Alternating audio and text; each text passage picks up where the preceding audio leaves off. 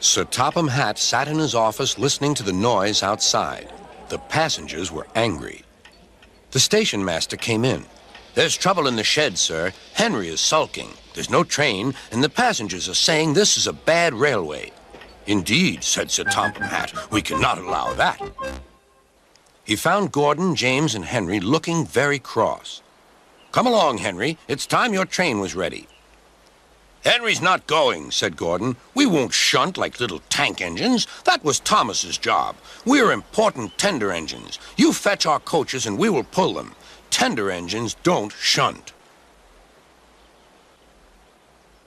"We'll see about that," said Sir Topham Hatt. "No engine on my railway is too important for small jobs." And he hurried away to find Edward. The yard has never been the same since Thomas left to run his branch line, he thought sadly. Edward was shunting. "Leave those freight cars, please, Edward," said Sir Topham Hatt. "I want you to push coaches for me in the yard." "Thank you, sir. That will be a nice change." "That's a good engine. Off you go, then."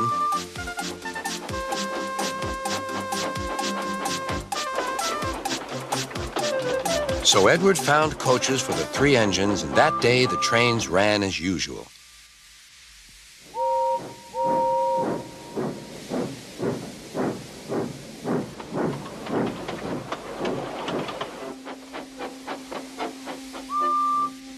But next morning, Edward looked unhappy.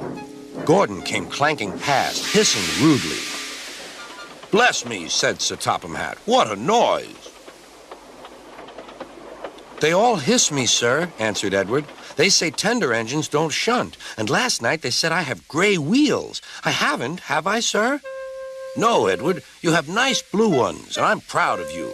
Tender engines do shunt, but all the same, we do need another tank engine here."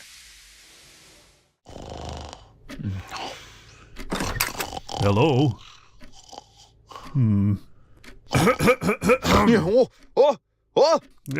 Hello, my good man. Sorry about that. How do you do, sir? Yes. How do you do? I am Sir Topham Hatt. Not the Sir Topham Hatt? Controller of the Northwestern? The one and only. Now, I'm in need of a new engine on my railway, a shunter, and I understand you have a selection of really useful ones here. Oh, yes, sir. Let me take you to the workshop. We've got all sorts of engines. This one's a real looker. Very classy. No, not a tender engine. Not now, anyway. I need a shunter. This one just arrived last week. New boiler, too. Can haul any train. No. Too big for what I'm in need for. I say, don't you have any small tank engines? Well, I do have one more engine. He's in the side shed. He's been there for a while. He's a bit of an oddball, really. I don't even know who his maker is. Let me see him. Right, follow me. Hello? Hello? That's the one. I say, you're a smart little engine. 4 wheels, too. My name is Sir Topham Hatt. What's your name? Oh, haven't a name, sir. Never was given one. No name? Well, every engine deserves a name. I need a shunting engine for my big yard. An engine who can be really useful. If I choose you, will you work hard?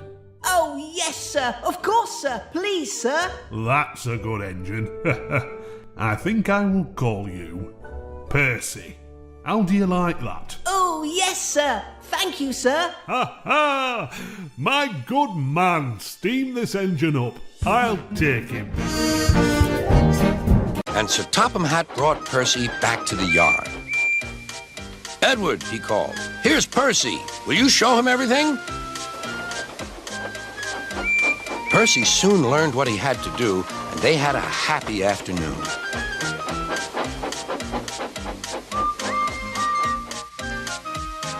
Then Henry came by, hissing as usual.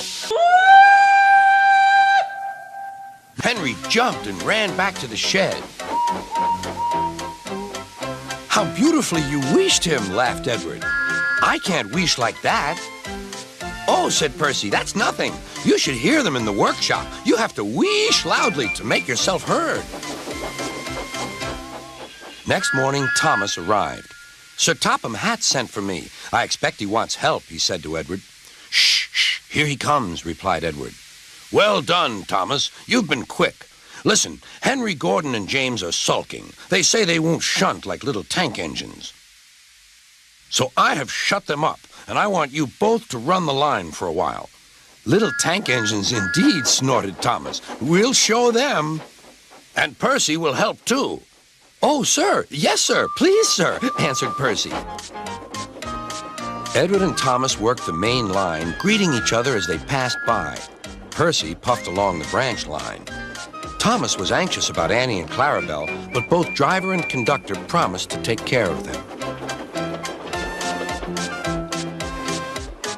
There were fewer trains, but the passengers didn't mind. They knew the three other engines were having a lesson. Gordon, James, and Henry were cold, lonely, and miserable. They wished now they hadn't been so silly.